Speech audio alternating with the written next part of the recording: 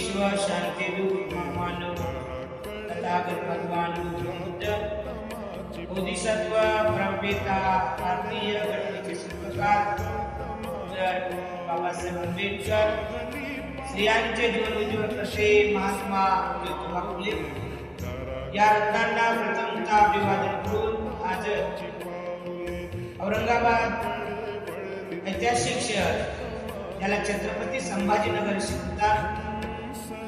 या शहरामध्ये एन पायू मधील अरुणोदय कॉलनी त्रिरत्न बुद्धविहार या ठिकाणी आपण जागतिक धम्म परिषद या जागतिक धम्म परिषदेची पहिली बैठक आपण औरंगाबाद शहरात लावत आहोत.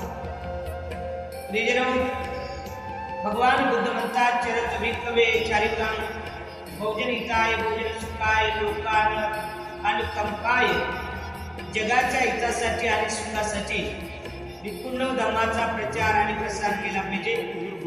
या उद्देशाने विश्वशांती बुद्धविहार भीमटेकडी जटवाडा रोड देवी परिसर सुभाषनगर छत्रपती संभाजीनगर औरंगाबाद या ठिकाणी उगाटलेल्या इतिहासामध्ये 2026 मध्ये आपण जागतिक परिषद घेत आहोत. जागतिक परिषद घेण्याचा उद्देश असा आहे 1954 मध्ये डॉक्टर बाबासाहेब आंबेडकर 6व्या धम्मसंगीतीमध्ये उपस्थित होते. त्या 6व्या धम्मसंगीतीमध्ये गोयंका गुरुजी सुद्धा उपस्थित होते आणि ती 6वी धम्मसंगीती रंगून मधील ब्रह्मदेशात झाली. त्या परिषदेचा उद्देश असा होता की समाजाच्या वैचारिक विचारामध्ये परिवर्तन व्हावं.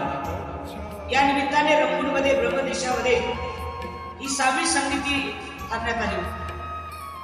जवळपास ती संगीती 7 दिवसांची होती आणि त्या संगीतीच्या माध्यमातून भारतामध्ये ब्रह्मदेशामध्ये इतर देशामध्ये बुद्ध धर्माचा प्रचार आणि प्रसार मोठ्या जोमाने झाला. उपासक उपासकांच्या मनामध्ये बुद्ध आणि बाबासाहेबांच्या आणि बुद्धांच्या विचाराबद्दल प्रबल श्रद्धा जागृत झाली आणि तेव्हापासून धर्माचा अफाट प्रचार होऊ लागला. मध्यंतरी काळामध्ये बाबासाहेब गेल्यानंतर समाजामध्ये एक दुमत निर्माण झालं. बाबासाहेबांनी हे सांगितलं नाही, बाबासाहेबांनी ते सांगितलं नाही, बाबासाहेब हे करू नका, बाबासाहेब ते करू नका, या विचाराने आमचा समाज त्रासलेला आहे. नेमकं बाबासाहेबांनी काय सांगितलं हेच आमच्या समाजाला कळेना. आमचा समाज वाचक होईना, कारण समाजाला वाचक होणं फार गरजेचं आहे. आजच्या काळात गाडी माडी गोळं पैसा असला सर्व्हिस हे सर्व आपल्या घरी आलेलं आहे, वैभव आलेला आहे.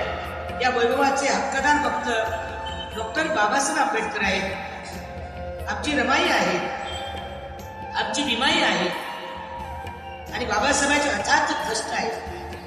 हे मात्र कुठंतरी आमचा समाज शिकल्यानंतर मोठा झाल्यानंतर श्रीमंत झाल्यानंतर विसरल्यासारखा वाटतो. धर्मगुरू गेला म्हणून दान द्यायचं, धर्मगुरू असला तेव्हापर्यंत बाबासाहेब बुद्ध मानायचे आणि नंतर मात्र बुद्ध बाबासाहेब तुम नाही हमारे आणि हम नाही तुम्हारे.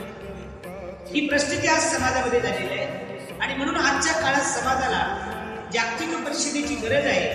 ही मात्र लक्षात घेऊन भारतीय विनोदकार धर्मज्ञान प्रशिक्षण केंद्र या संस्थेनं हा सम्यक संकल्प केला की एक महाराष्ट्रामध्ये जगामध्ये ही मोठी एक जागतिक परिषद घ्यावी. या परिषदेचे उद्देश त्याची गरज फार महत्वाची आहे आजच्या काळाला. त्याचा पहिला उद्देश आहे की आपल्या समाजामध्ये धर्मक्रांती झाली पाहिजे.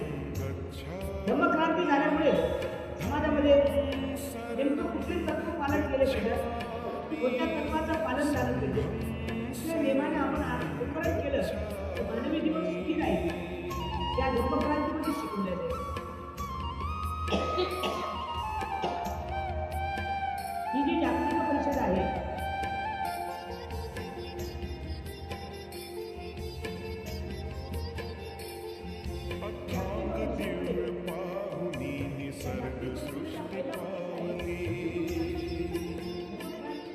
अथांग तीव्र पाहुनी निसर्ग सृष्टी पावली तथागताच्या शिरी केली पिंपळाची सावली तथागताच्या शिरी केली पिंपळाची सावली त्या सावलीत काशी नंदा विश्व हे समावले दाराकडे वळली तुझ्या गौतमाची पावले दाराकडे वळली तुझ्या गौतमाची पावले जाहली पहाट घरापासून, आपल्या तालुक्यापासून, आपल्या जिल्ह्यापासून, आपल्या गावापासून, खेड्यापाड्यात आणि समाजात पूर्ण महाराष्ट्रामध्ये एक समाज क्रांती जर झाली, आपण सर्व एकत्र जर आलो तर बाबासाहेबांच्या धम्मक्रांतीला दुजारा मिळेल आणि समाजामध्ये धम्मक्रांती मोठ्या प्रमाणात होईल. म्हणून या समाज क्रांतीचा उद्देश बाबासाहेबांचा समोर होता आणि तोच उद्देश आपण समोर घेतलेला आहे. तिसरा उद्देश आहे, बाबासाहेबांनी सांगितले शैक्षणिक शिका. बाबासाहेबांनी जास्तीत जास्त शिक्षणावर भर दिला.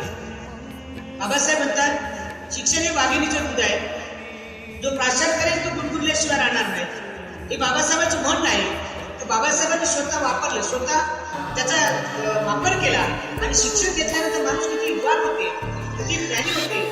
जगाला रक्तपात न करता जगाला भारताची घटना त्यांनी दिली. हा मोठा खूप शिक्षणाचा उदाहरण बाबासाहेबांनी तुमच्या आणि माझ्यासमोर मांडलेला आहे.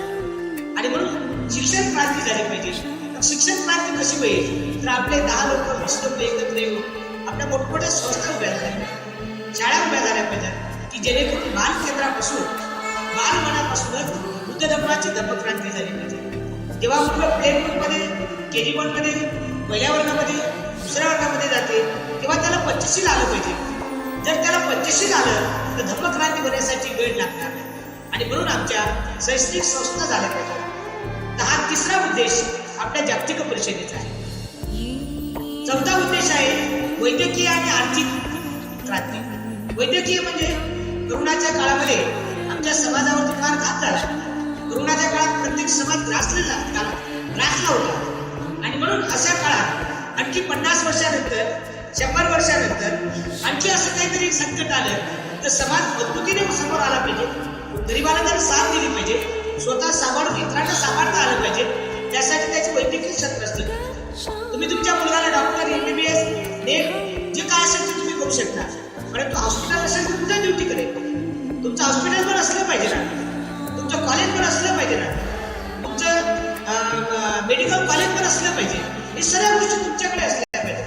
प्रत्येकाने जर 10-10, 50-50, 100-100 लोकांनी एकत्र जरी आला आणि महिन्याचा एक पेमेंट जरी दिला, मोठमोठ्या कॉलेजेस बिल्डिंग उभ्या होतील आणि आपले मेडिकल कॉलेज, शैक्षणिक संस्था, आपले हॉस्टेल हे उभ्या होतील. पण केव्हा? त्यासाठी या जागतिक परिषदेची गरज आहे. समाज एकत्र आला तर धर्मक्रांती होईल, शैक्षणिक क्रांती होईल, सामाजिक क्रांती होईल, वैद्यकीय क्रांती होईल आणि आर्थिक क्रांती होईल. 5